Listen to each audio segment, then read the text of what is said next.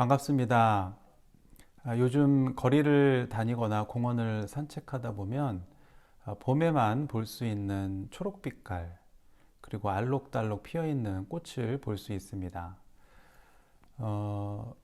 몇 주 전 우리 토요일에 등산 선교회 주관으로 많은 교우님들이 월미산 등반을 다녀왔는데 봄을 한껏 느낄 수 있는 좋은 시간이었던 것 같습니다. 추운 겨울을 이겨낸 나무들이 때가 되어 예쁜 꽃을 피우는 것을 보면 생명이 갖는 신비로움에 감탄을 하게 됩니다. 우리 신앙도 마찬가지입니다. 믿음의 길을 걸어가다 보면 추운 겨울과 같은 시련이 올 때도 있고 광야와 같은 어려움을 만나기도 합니다. 그러나 그때 끝까지 포기하지 않고 우리 곁을 함께 걷고 계시는 주님을 바라보고 의지하면 고통의 시간을 통과한 자만이 누리게 되는 기쁨을 맛볼 수 있습니다. 그래서 시편 기자는 눈물을 흘리며 씨를 뿌리는 자는 기쁨으로 거두리로다. 울며 씨를 뿌리러 나가는 자는 반드시 기쁨으로 곡식단을 가지고 돌아오리로다 라고 노래합니다. 칼뱅이 3년 전에 제네바에서 경험했던 실패는 분명 고통의 시간이었습니다. 그러나 칼뱅은 포기하지 않았고 눈물을 흘리더라도 끝까지 진리의 씨를 뿌리며 하나님을 바라봤습니다. 그리고 마침내 하나님의 때가 되었습니다. 종교개혁은 제네바에서 꽃을 피우며 풍성한 열매를 맺게 됩니다. 제네바 교회는 목사가 18명으로 늘어나면서 점점 성장해 갔고 칼뱅을 방해하는 무리들이 있었지만 성공하지 못했습니다. 각국에서 신앙 때문에 피난온 수많은 난민은 제네바 교회에서 안식을 찾고 신앙의 자유를 누렸습니다. 교회는 오랜 투쟁 끝에 주후 1561년부터 출교권을 가지게 됩니다.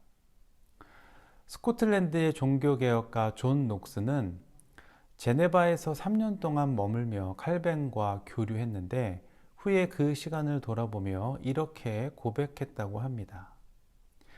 제네바는 사도시대 이후 존재한 가장 완벽한 그리스도의 학교다. 기욤 파렐은 제네바 시를 보면서 다른 곳에서 첫째가 되는 것보다 제네바에서 꼴찌가 되는 것이 낫다라고 말할 정도였습니다. 제네바 교회 하면 생각나는 것은 제네바 시편 찬송입니다. 주후 1562년에 제네바 시편 찬송이 출판되었습니다. 음악교사인 루이 부르주아가 17년 동안 제네바 교인 성도들에게 찬양을 가르쳤습니다. 그는 104개의 시편 찬송 멜로디를 만들었습니다. 우리가 예배 때 부르는 찬송가 1장 만복의 근원 하나님은 그가 만든 곡입니다. 가사는 클레멍 마로와 테오도레 베자가 주로 썼는데 칼뱅이 주도적으로 감독했습니다. 이것은 그 후 종교개혁을 이어가는 교회의 소중한 신앙 유산으로 남았습니다. 지금도 장로교회와 개혁교회들은 이 제네바 시편을 즐겨 부르고 있습니다. 한국 찬송가 548장 날 구속하신 이라는 노래는 당시 운율에 맞춘 칼뱅의 노래입니다. 안타깝게도 이런 시편 찬송은 한국 교회에는 잘 알려져 있지 않습니다.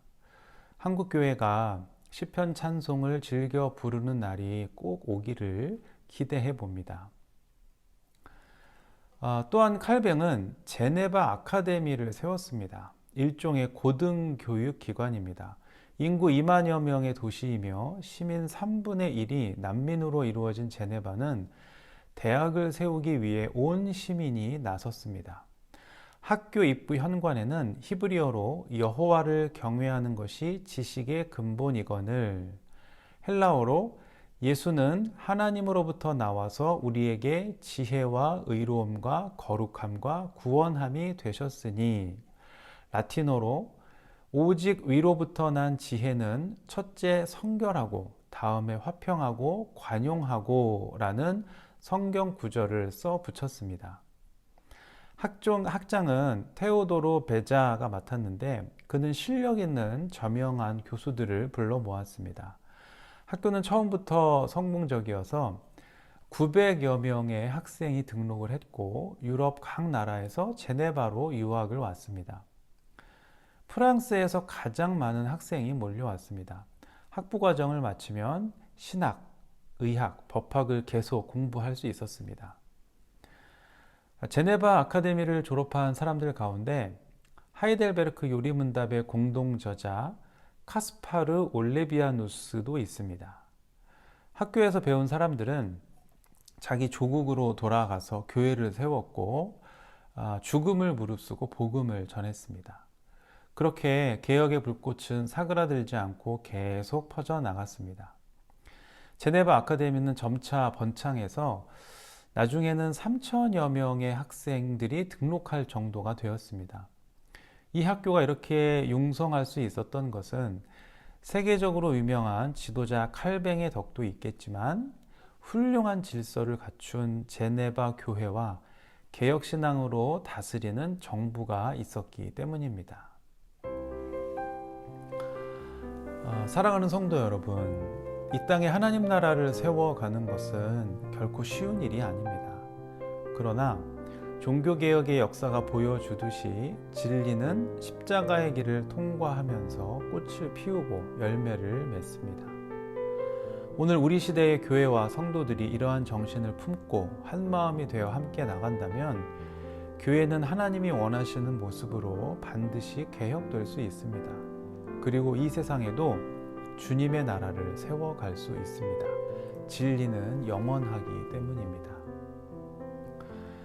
지금은 우리 모두가 눈물을 흘리며 씨를 뿌릴 때입니다. 우리와 함께 하시는 주님을 바라보며 함께 걸어가는 인천제일교회의 모든 성도님들이 될 수 있기를 주님의 이름으로 축복합니다.